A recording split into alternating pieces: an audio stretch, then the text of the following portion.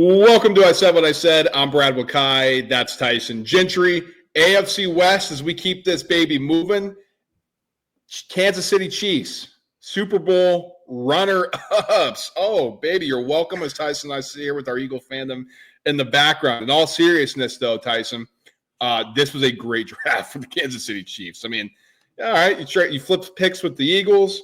Then you take Josh Simmons, your number one pick, or your first-round pick, I should say, the offensive tackle from Ohio State. What do we do in day two? Well, with our second-round pick, you take a defensive tackle from Tennessee, Omar Norman-Lott, 𝐬𝐮𝐬𝐜𝐫𝐢𝐻𝐿 from Louisville, the edge rusher, Noah Williams, California cornerback. All right, that's your day one, day two picks. What about the rest of the way? Jalen Royals, wide receiver from Utah State in the fourth round, which is a popular, hot name. Jeffrey Bassa, linebacker from Oregon in round 5, and then running back Rashard Smith from SMU. Everybody's like, oh, they got a guy who can catch passes. It's a seventh round pick, guys. I mean, the first round guy didn't work out too well, but I mean, what do you think of the Chiefs draft? I thought it was pretty good. Yeah, I think Simmons is a really good fit. We talked about that. Little worried with Lott's little. He's like 6'2", 290, and the Chiefs have made kind of pretty good living off some of these undersized guys.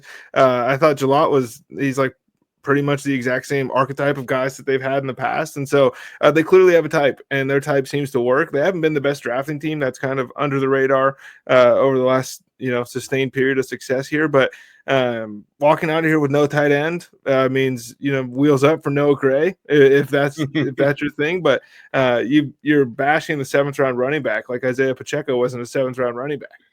No, that's true. I mean, I'm not bashing him. I actually think he's a good player. I'm glad for him. He's like, oh, God, they just got Marshall Faulk. I'm like, what? Maybe. What are we doing here? Your boy, Jim Harbaugh, Chargers. Omarion Hampton, they take him round 1. We talked about that. Just makes a ton of sense. You finally get Justin Herbert, a wide receiver, in round 2. Trey Harris from Ole Miss. We'll dive into that a little bit because I do think it's kind of funny there. Defensive tackle in round 3 from Oregon, Jamari Caldwell. And then the rest of the way, they got pretty busy addressing some other areas, I thought. Another edge rusher, Kyle Kennard from South Carolina, Keandre Lambert-Smith, wide receiver from Auburn, tight end from Syracuse, Gatson. Then you go offensive tackle, safety, one of them being R.J. Mickens from Clemson, kind of a notable name there. So 2 wide receivers. Here you go, get a little younger, pairing with Justin Herbert, and then you get a running back. Of course, Jim Harbaugh is going to love it. What'd you make of this for the Chargers? I think that Trey Harris, this has a chance to be so cool. It has a chance to not work at all. Like, maybe he's cooked. Injuries are going to catch up to him, and it's never going to work. But this looks like a Justin Herbert wide receiver to me, and I want this to work so bad. Trey Harris had 455 catches last season. It felt like at Ole Miss, Jackson Dart gave him the ball every play. We love Hampton, or I love Hampton a little more than you and probably than what's healthy. But I think that works really well for the Los Angeles Chargers.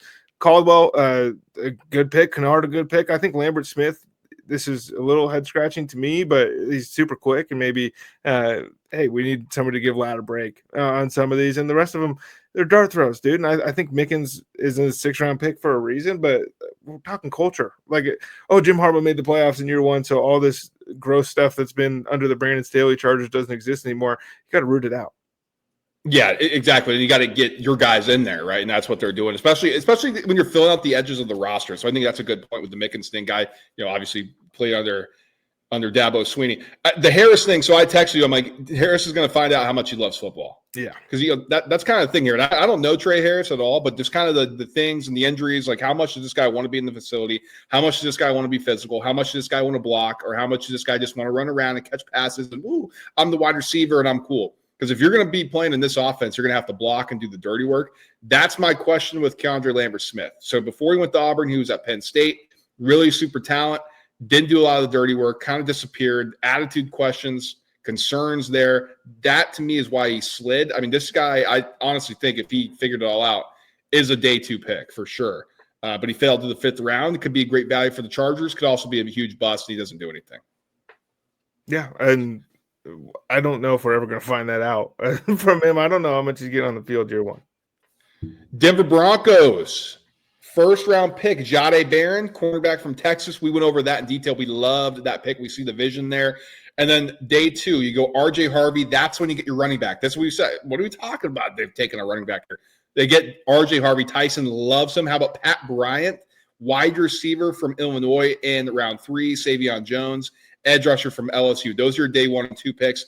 Rest of the way, pretty straightforward here for the Broncos. Q Robinson, edge rusher from Alabama, round 4. Take Jeremy Crawshaw, punter from Florida, which is hilarious because it's classic Sean Payton.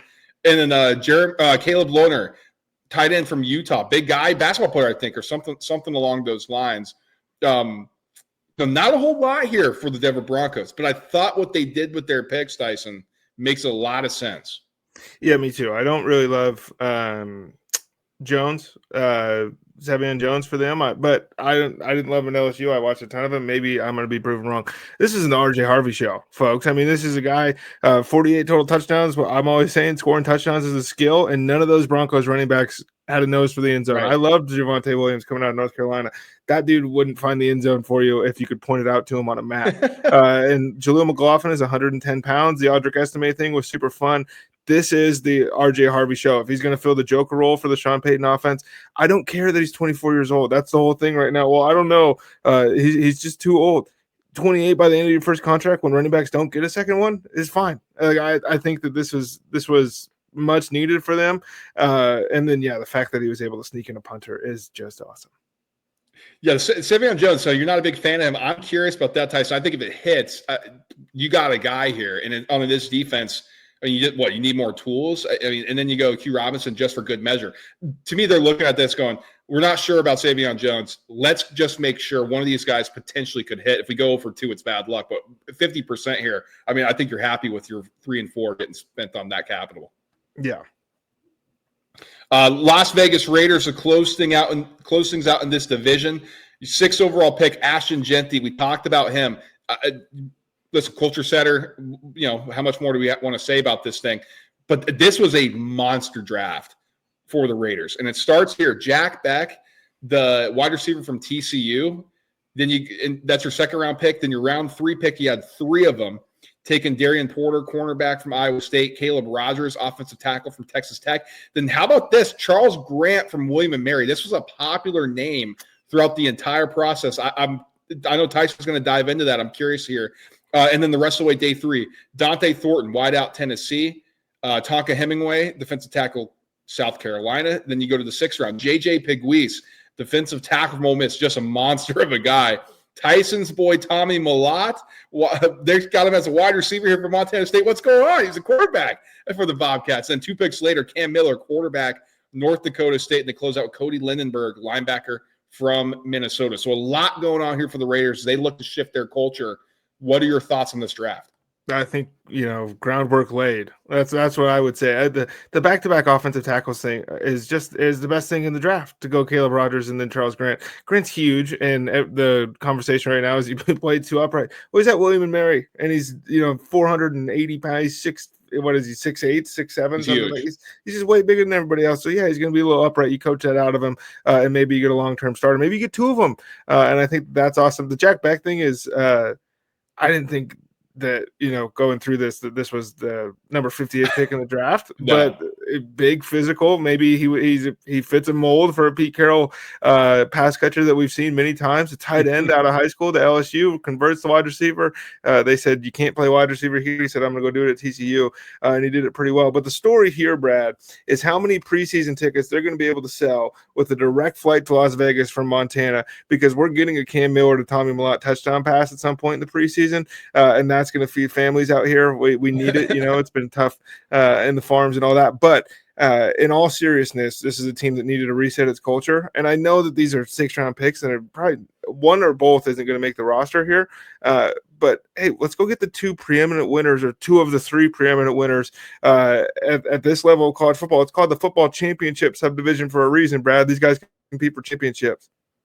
And they did a lot. And Tommy Mellott is a stud, man. I mean, this guy, born in Butte, Montana, shout out. Goes to start for the Bobcats. We would love him if he a little bit more if he was at the Grizzlies, but yeah, everybody makes bad decisions when they're young. But now he's going to be in Vegas. We'll see what happens here. I'm curious about the wide receiver listed, Tyson. Maybe a little bit more gadgety. He ran a 4.39. He worked out for the Cowboys at wide receiver. He's a freak athlete, and I think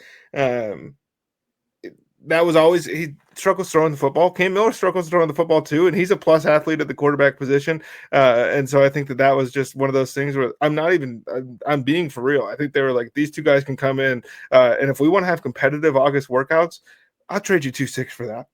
Oh, for sure. I mean, good God, especially back to back that late too. It's like, why don't we just get culture guys? And like you said, this is the groundwork. I'm in agreement with you there.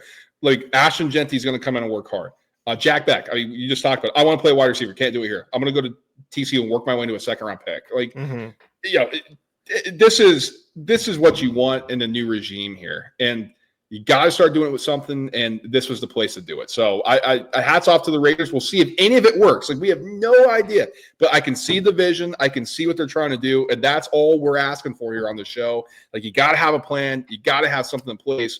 And the Raiders have been bad for so long. They give you something here, at least something to follow along with. So like, subscribe, and share on the way out here. We got a ton more coming your way. We only just scratching the surface here. Speaking of vision, we got the vision for you. We're finishing out the rest of the draft, rest of the divisions here, coming off the NFL draft. Smash the like button on the way out, and we'll talk to you guys soon. Peace.